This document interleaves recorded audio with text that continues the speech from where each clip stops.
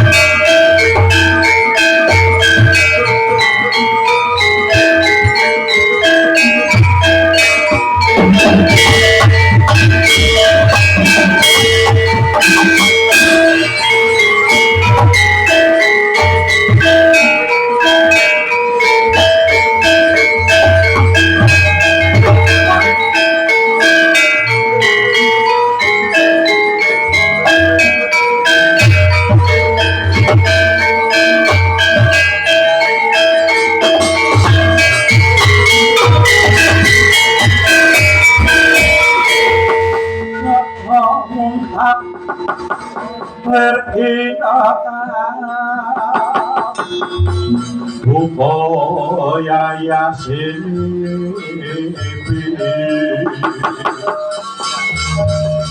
cocok angwing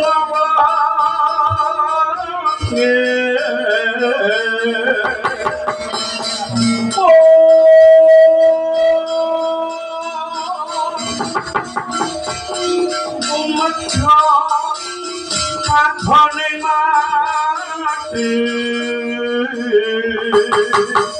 Netho bocah mondarandir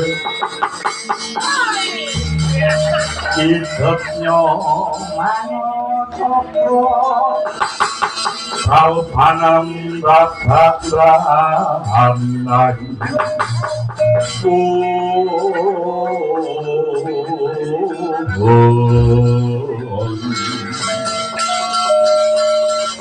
Raja manik sejati menyalamkan dening jagat yo bandaku yo dongaku apa wonten dawuh dene kowe biro dawuh bose wonten iki jatuh senapa ya bos Aglat jroning galit dene katimbalan sowan wonten ing kedaton glagah wangi mriki dene Madya Ratri wancinipun wonten dawuh menapa sinuwun Janging Sun Prabu Goro Dahana Nalendra glagah wangi wis kacetha Nalendra kang gagah pidaksaka nggih Sedaya niku sampun nyekseni menawi panjenengan menika Ratu Pideksa ratu sing gagah tur dasare digdaya. Lah iya, nggih. Kula niku pitados. Paduka menika ratu. Kakang Sugihan menika sundul langit. Boten wonten ratu sugih kejawi paduka sinuwun. Ampun kok ratu ki wonten nggih. Ratu ki wonten negari mriki utang kali sampeyan. Saking sugih niku sampeyan. Loro mawon utang kali sampeyan iki. Ayo. Kowe yo mangerti nggih. Nadyan aku ratu sugih. Ratu digdaya nanging emane kok emane aku durung duweni garwa Prameswari lha niku. Paduka bareng gadah bojo. Lah iya. Mongko niku jamak umrahe ratu mriku kedah sinisyan garwa Prameswari. Sinuwun. Panodya putih kang mapan wonten glagah wangi menika nggih Kakang. Wong wedok wonten glagah wangi menika kathah lho jane. Nanging ing menapa kok Prabu Gorodahana boten enggal cekak-ceket pados garwa, boten cekak-ceket pados Prameswari, bocah mriki niku kados napa? Mula wektu dina iki kowe saklorong atimbali. Aku kepengin takok marang kowe. Tapi opo sinuwun? Kowe tau lara gandrung apa ora? Napa? Kowe tau lara gandrung apa ora? Oh. Gandrung kali bocah wadon. Iya, walah. Nak gandrung kali bocah wadon iku pun kula entek-entekke jaman kula nom-noman riyen. Apa mulai jaman kula kuliah biyen wah kula entek-entekne. Kula jaman nom biyen wah angger ngerti bakul kopi kok pipine mlono bokonge gedhi kula tunggone ngantos tutup warung. Niku kula. Apa wonten penari ayu, Lho? Wonten penari ayu leh joget niku luwes, wonge manis, awake dhuwur, bangkekane kaya gitar Spanyol. Wah, kula niku saguh dados tukang ojekipun. Niku kula lakoni. Niku jaman nom-noman kula riyen. Nek sakniki kula pun tobat. Mergo pun ngrumangsani kula menika pun tuwa. Tuwa niku gampang metune nyawa, tuwa kudu bisa muntu hawa. Lah niku tembung tuwa. Kula yen wonten cah wadon ayu Zaman sakniki pun kula singkiri.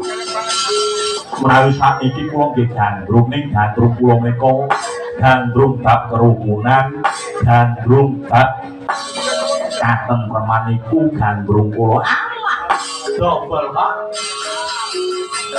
takut lambene kok nyatane tak deloki HP-ne arep saking cewek-cewek kamu sih takut nek ora rumah jane tuwa umur 40 kok golek wong wedok umur 20 lah kadoan ora gato bareng dikeki sing apik ra gate ra kuat aku ngene ku jujur mawon kok Bos jujur piye lho ngeten kula niku yen karo bocah wadon kok sajake cocok kalian ati wong langsung kok tembung ya ditampa alhamdulillah dene ora ditampa ya ben ibaratnya niku cukup nomor mobil blok ya wis ngono kok ora nangis saiki penting kendel kok kawanan iki ya bisa kaya ngopo nek ora duwe nyali ya selak direbut kancane niku jaman saiki kon jaman saiki iki genah lho wis weke kancane iku genah mesone kan golek celah kok jaman saiki ya blek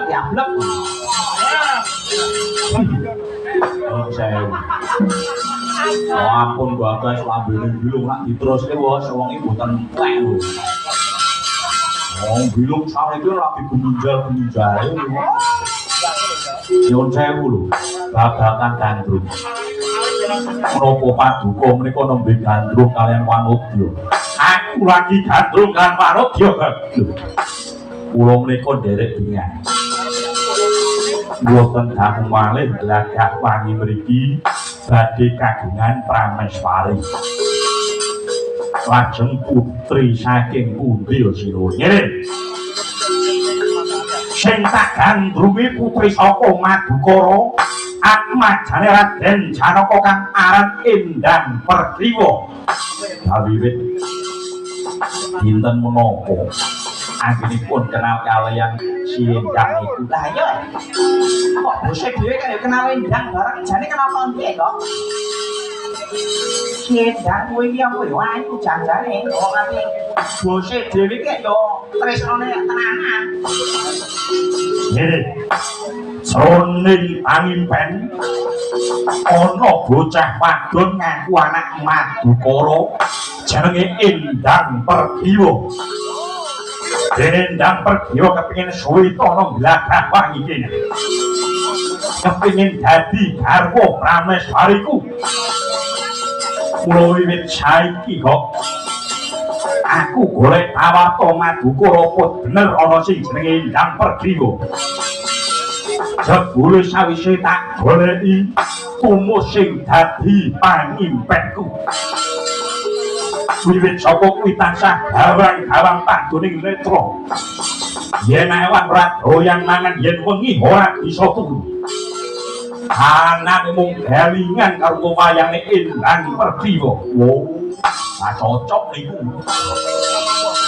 yen sampean kelakon dados putri mantu Madukara saya kondhang asma Paduka niku saged ngangkat drajating kraton glagah wangi pancen kaya mangkono pancen kaya mangkono sing tak arepake kok kula ayo enggal swanara Madukara lamar Endang Pertiwa tak boyong ana kraton glagah wangi lajeng bidalipun benjang menapa sinuwun besok dadak ngenteni apa saiki apa dene nanti wadya kala sacukupe kanggo jampangi lakuku ereken gendera gondang baru budal dene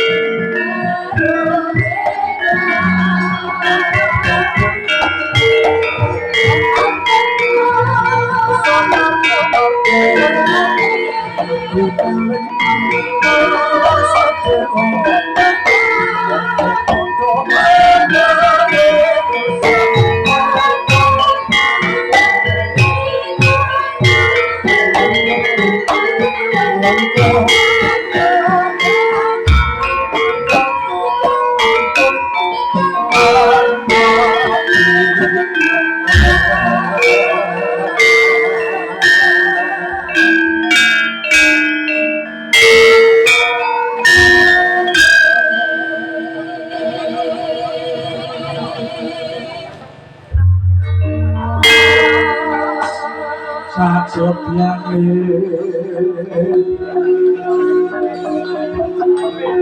tanpa kadya saceta-ceta kang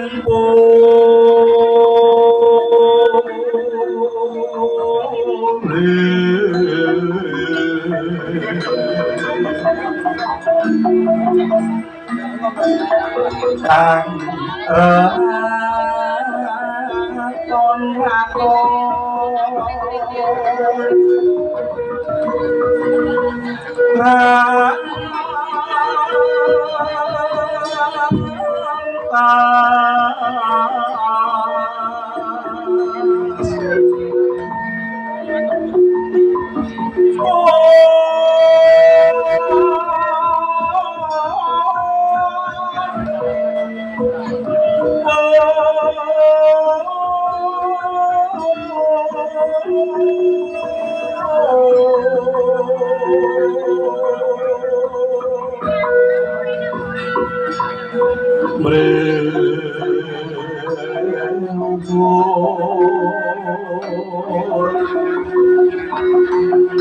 asor pinangge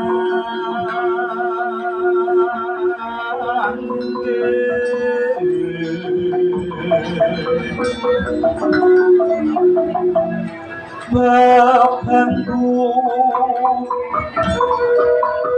kong nekani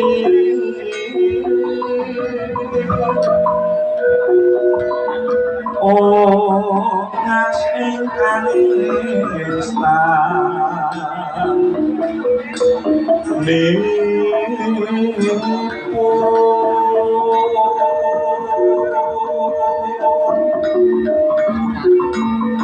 mung aku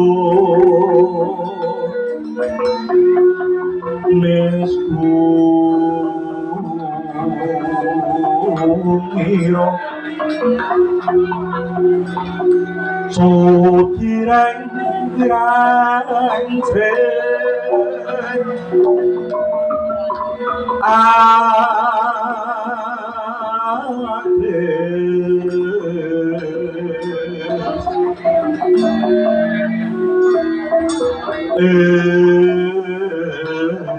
ingkang cilik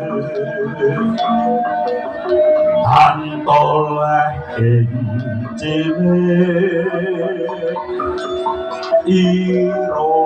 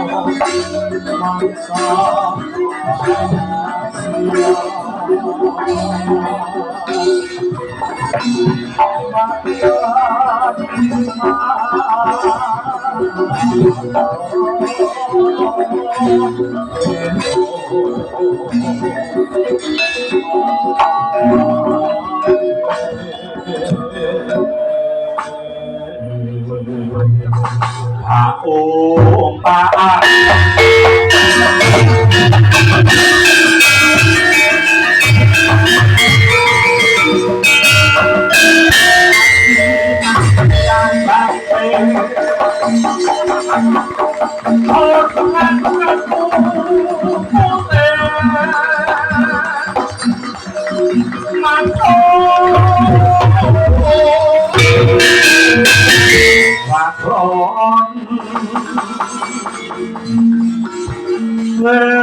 Lermadon iro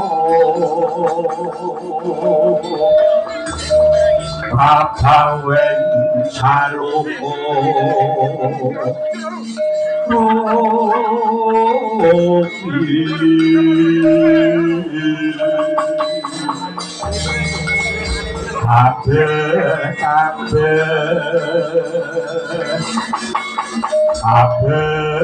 kabeh amayo tinggal iyo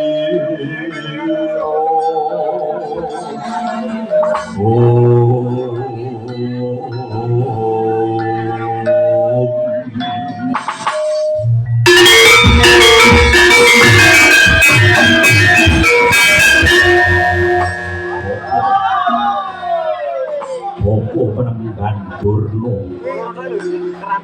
Sarah Upat Bopo Kulungan Sulantek Paseban Kulo Kami Dikunjung Bopo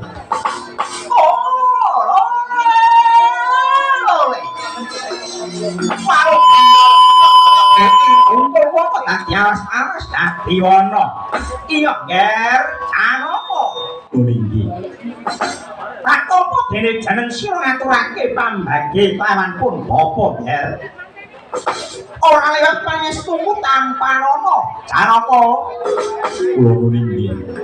Kula cadhong tangan kula kekalih kula pundi mustaka mugan dadosaken jimat. Kula aturi nyedyaken anggenipun Bapa Durna pinarapan ya. Iya, ger. Iya. Kaya wis ora prayoga. Parmadi Paman Patih Haryo Sangkuni. Kula ngaturaken pambagi kula kami paman nggih Raden Arjuna. Kula tampi dawa sami-sami nggih Arjuna pundi. Kula aturi nyedhaken anggenipun enggak paman kados boten kirang prayogi. Kula pun abunani ugi ngaturaken sembah pabekti mugi kunjuk Kanjeng Eyang Durna dalah Eyang Sangkuni. iya, ger. Angka Wijaya tak tampa, ger. Angka Wijaya. Pangestunipun yang tumuli tanpa nama. Yo, Abimanyu. Iya Joko pengalasan atom pangestu wae tumuli tanpa nono ya Abimanyu nggih. Jinatun tangan kula kekalih kula pundi mugi dadosaken jimat. Nuwun tomangki. Bopo penemban dalah Paman Patih. Sangetan dadosaken kagyating manah kula. Rawuhipun wonten kasatriyan Madukara. Mestinipun wonten bab ingkang widadi kang dadi kagabar. Wuk menawi lila kawebar ing kathah kula pun janaka nedya ngulungaken jangga piningaken karma nyadong sabda Bapa Penemban Durna leriler tandure musuli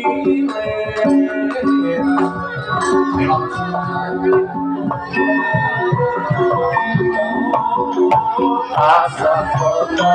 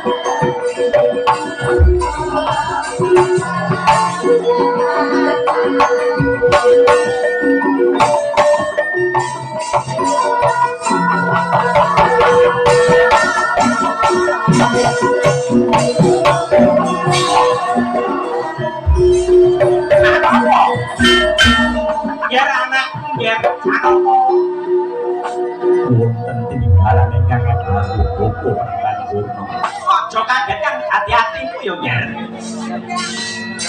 Marmanipun bapa ing saka lima rawuh ana Madukara kene kang saperlune kautus marang anak Prabu Duryudana.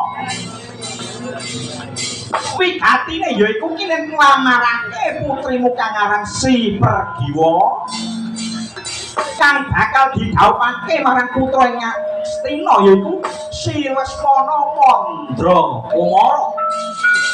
Lah kabar kang tak tampa yen to Si Pergiwa wis kok pancangake kelawan Gatotkaca kuwi. Apa bener ya kabar kuwi mau apa bener? Nuringge leres penemban. Menapa ingkang dados pangandika paduka Bapa Penemban Durna. Bilih putri Pergiwa sampun kula panjangaken kaliyan putra Kakang Mas Werkudara. Nuringge Gatotkaca. Ngene yo garep ngene. Ngene pun bapa arep matur lawan jeneng sira. Wong rabi kuwi ana petunge. Wong rabi kuwi ana etungane. Kowe kuwi muridku lan aku iki gurumu. Nuringge ados pundi Bapa Penemban. Ngene yo kan. Wong rabi kuwi petunge ana 5 perkara. Menapa kemawon siji Kang aran seneng, loro kenceng, telu mateng, papat kepareng, limone wilujeng. Kuwi petunge Ger Janaka. lajeng perdinipun kang sepisan kados pundi Bapa. Siji kang aran seneng. Kuwi tegese temanten kakung lawan temanten putri kudu padha-padha senenge. Aja nganti keplok tangan siji. Jalaran yen keplok tangan siji kuwi ora muni. Elek jarene sapa? Muni wae kok. Lho, lah kok dicuni sama ngomong-ngomong iki kepiye? Iso wae keplok tangan siji iso muni. Insane muni. Mergo tak keplokke ning pupune. Lah oleh dicuni. Tegese iki keplok tangan padha tangan ora kok keplok tangan karo pupu. Kira kaya kowe nyanyi ngene jero rung karo Elsi kae. Yo ben. Lanang. Dicuni aja banyak dicuni. Wis sore ora patek klop lho. Dari tekno yo guyon ae. Mula Janaka. Bocah wadon lan bocah lanang kuwi kudu padha-padha senenge. Kuwi kang aran seneng. Lajeng ingkang winastan kenceng kados pundi? Kenceng kuwi tegese kudu kenceng tekade, niate kudu kenceng. Mula Sekar Asmaradana wis nyebutake gegarane wong akrane dudu bondo dudu rupa amung ati pawitane. Luput pisan karo pisan yen gampang luwih gampang yen angel lakon tan kena tinumbas sarta. Lah kuwi wis ana tembange. Lah kok Durna kok ya apal. Lah kuwi no latihan vokal. Mula apa anggerana panenyan ana krawitan campur sari aku mesti unjuk gigi latihan gawa. Ngono aja ngomong. Kene pengen wong Jawa wong budaya. Mula kaya aku ngene iki kudu budaya. Ya, manut. Lajeng bab mateng kados pundi? Mateng kuwi tegese bab umur. Anggone arep jejodohan kuwi umure kudu wis mateng. Uga manut aturane negara sak ora-orane ya 21 taun. Sing lanang 20, sing wedok 21 kuwi pas gathok. Sing lanang 30, sing wedok 20 gathok. Aja kok sing lanang 45 kok pengen ngerabi perawan umur 20. Ora iso. Alah, agar warna putih ya suwe lungguh we wonge. Wong 45 Pak. Gayuk kapramanan yo angel. Ibaratnya kayak hitungan dhewe. Selasa mati karo stupae iki aku otange ilmu ora iso jodoh ngono kae. Lajeng bab kepareng kados pundi? Kepareng kuwi tegese wong tuane temanten kakung lan temanten putri kuwi kudu padha-padha sarujuk, padha mangestoni. Sebab apa sajroning wong jodohan kuwi ora mung njodohake awake dhewe nanging kudu manunggalake rama lan ibu lan para sepuh. Kuwi kudu dadi samiji. Lajeng bab wilujeng. Lah yen wis sakuse patang perkara kuwi mau wis kecakup, kabeh kudu diwulujengi ora ketemu sarwa ringkas. Disekseni sanak sedulur mitra sutresna tangga teparo. Syukur yen rejekine kurang nanggap wayang kaya bengi iki ya luwih apik, luwih berkah barokah. Mangkono. Wah yo apik yo Kang. Lah iya patut dicontoh ngene iki. Makaten penemban. Iya. Sebab yen nyenengake anak kuwi aja dienggo eman. Yen nyenengke anak kuwi aja dienggo eman. Apa maneh kaya ngene iki kabeh antuk senenge sedekah rasa gawe senenge ati para kadang lan tangga. Kuwi dadi berkah. Tur ngedoke saka memala. Sedekah kuwi dadi balak sapa wong seneng sedekah bakal diatuke saka bencana. Lah kuwi ana lasale. Yo pinter mengaji Kakang Dro ya. Padake dalang Taman Sari. Ya cari pisang pindho lah kabeh 5 perkara iku kudu kecakup ya Ger. Lan utamane 7 dina ya wigati. 7 dina ya wigati. Liripun kados pundi? Dadi 7 dina wetone anakmu kuwi pira, 7e manten lanang kuwi pira banjur dijumlah. Banjur dijumlah lah kuwi mau uga ana 7e kang aran Sri Jodoh Pegatakti. Sing apik kuwi tiba Sri tegese pangan jodoh ya wis ngarani ya apik becik. Aja nganti 7 manten sakloron tiba pegat utawa tiba pati. Lah bareng tak hitung-hitung anakku pergi lan Gatot Kaca kae. Kae nepune pira nggih? Kae nepune pira pun bapak ngitung nepune pira nggih?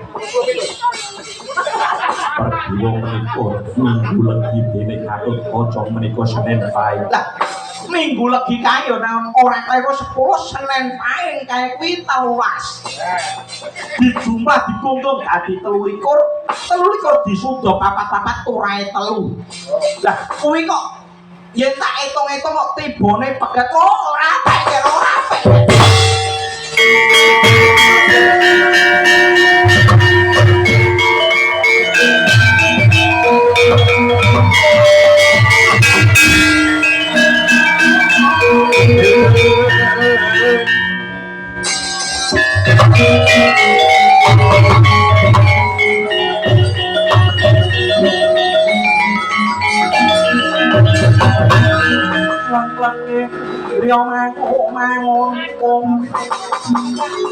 Mangun kang Tuhan rimari lerleno tantokan aja mbok gacoke ya jan apa aja mbok gacotake. Aduh penemban tanganipun kados mekaten Bapa Durna. Iya nggih. Ribane ora apik tujune kok pun bapa iku kok ya mau tekon. Mula kabeh kudu sarwa diitung supaya tibane apik tibane becik. Arep gawe omah ya uga ana petung. Pasaran 5 paing pon wage kliwon legi kuwi sing duweni iki ngomong Jawa lho. Yen kowe ngrumangsane wong Jawa ngono kuwi kudu ditlateni, kudu digatekake. Kuwatan saka kuwi ya jan apa? Anakmu pergi wulan Gatot Kaca kuwi kudu enggal dipisahno. Aja mbok gacotake anggonmu bebesanan karo kakangku Rekudara. Apa Janaka bunga sakuse duwe gawe kok njur ora suwe padha regejegan padha pegatan kamangka anggone duwe gawe kuwi digelar kanthi kumlebihan lho Ger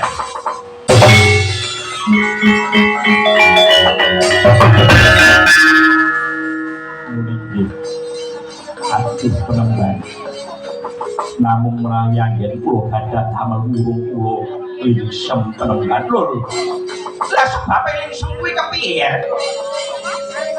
layang ulem sedaya sampun sumebat lho yen sewu nggih Janaka menapa dipun keparengaken kula matur sekedhik lawan Angger Arjuna kula sumanggaken paman sedaya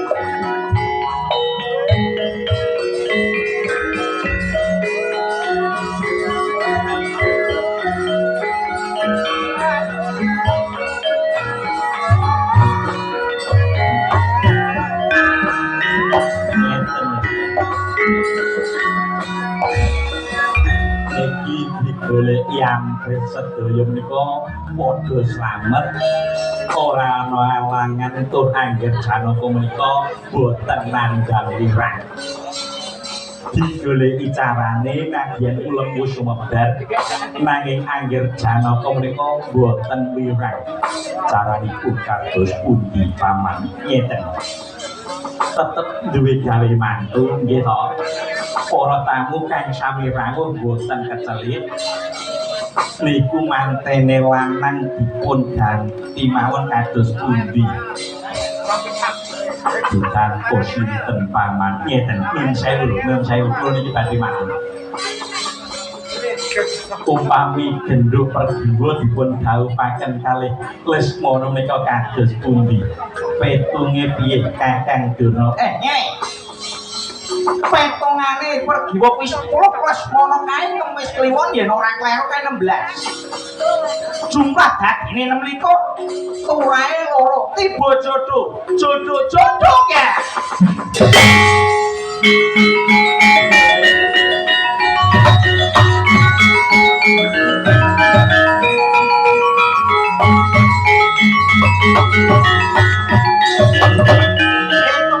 jodoh perdiwa jodone Lesmana jodone perdiwa lho kan iki tongane tibane apik niki lah tiba jodoh ya Lesmana jodone perdiwa niki gatuk ya Kakang Durna gatuk dipuni sampun sae kang kados pamit paduka pramban kula derek kula boten urun lagi nganti anak kula perdiwa boten langgeng anggenipun bangun keluarga wekdal samangke kula badhe kula ngaken anggenipun perdiwa lan katut kanca jejodohan bagus lah pancen kudu kaya mangkono nggih pancen kudu kaya mangkono apa maneh Lesmana kuwi calon ratu Ngastina amulyan kabyagayan wis genah bakal kasandang dening anakmu perdiwa mula jeneng sira enggal nulis layang aturna kelawan kakangmu Werkudara nggih Abimanyu Mara Gagih maju lungguh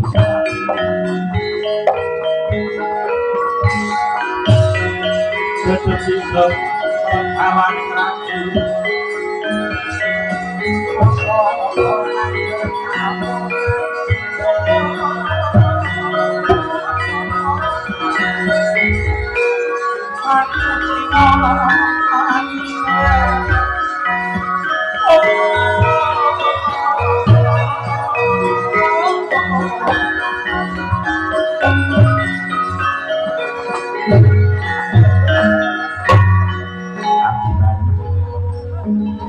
terakhir jeneng sira kautus atur panamura marang Awang Werkudara kulengipun bapa aja nganti jeneng sira buka isine layang iki Abimanyu nulinggih sendika ngestakaken dawuh Kanjeng Rama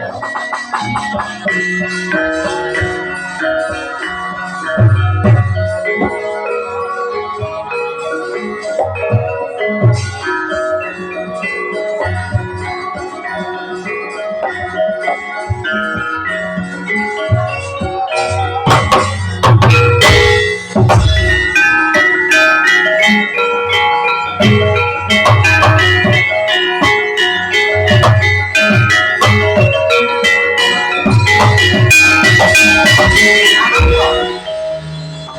rembug iki wis gumathok. Bapak bakal minta pamit bali nang negara Ngastina matur mawon. Anangge Prabu Duryudana. Ene wis bakal tau lawan anakku si Pergiwa ya Janaka. Nulinggih.